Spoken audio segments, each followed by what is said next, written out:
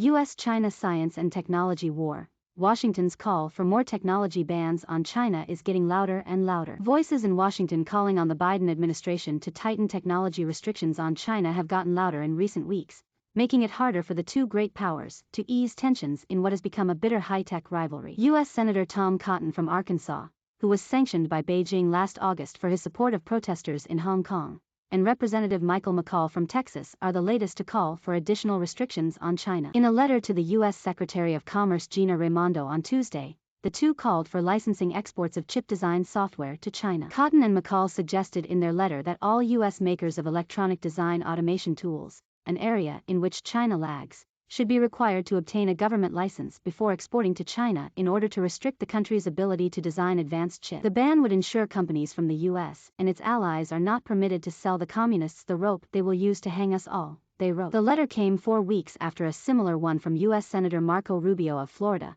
who has also been sanctioned by Beijing, and McCaul calling for the U.S. government to upgrade the sanctions against Shanghai-based Semiconductor Manufacturing International Corp., China's most advanced chip maker, to the same level as those placed on Huawei Technologies Co. This would prohibit the transfer of goods that might support SMIC's production of semiconductors, the pair said. Huawei continues to reposition Cloud Unit for future growth. The suggestions from the politicians known as China hawks, public figures or researchers who advocate harsher measures against the country, will not necessarily become government policy. However, their voices represent a sustained hostility in Washington towards China under the rule of the Communist Party, even after U.S. President Joe Biden took office in January. Last week, the U.S. blacklisted 7 Chinese entities involved in supercomputing, including Tianjin-based Fidium Technology, which had reportedly used American EDA tools, barring them from receiving high-tech exports from U.S. companies or others using U.S. technology to produce chips. The move, made on national security grounds,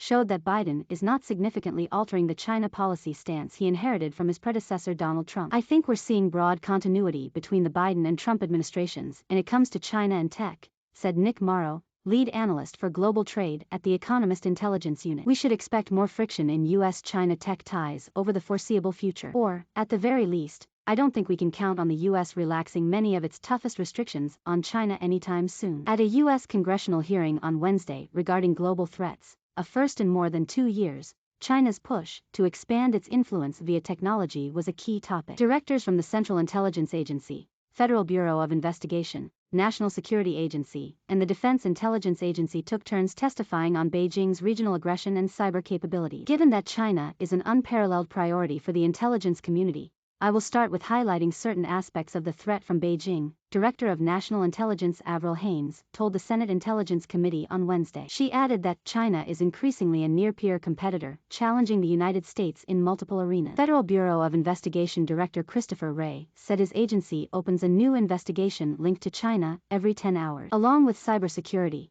competition over the semiconductor supply chain has been a focus of the ongoing China-US tech war. On Monday, Biden met with more than a dozen company CEOs at a White House meeting, where he assured them of government funding in semiconductors and warned of China's growing presence in the sector. Supercomputer sanctions on China bite as TSMC said to suspend chip orders. Reading from a letter signed by 23 senators and 42 House members, Biden said, "The Chinese Communist Party aggressively plans to reorient and dominate the semiconductor supply chain, and it goes into how much money they're pouring into being able to do that." Victor Shi, chair of China Studies at the University of California, San Diego, said despite ongoing tensions, moves by the Biden administration signal a more measured approach to China, a shift from sometimes erratic policy shifts seen during the Trump administration. If anything, more thought is being put into how the U.S. can engage in extreme competition with China than had been the case during the Trump administration, she said. If China shows good faith effort to uphold its obligations vis-a-vis the first phase of the trade agreement with the U.S.,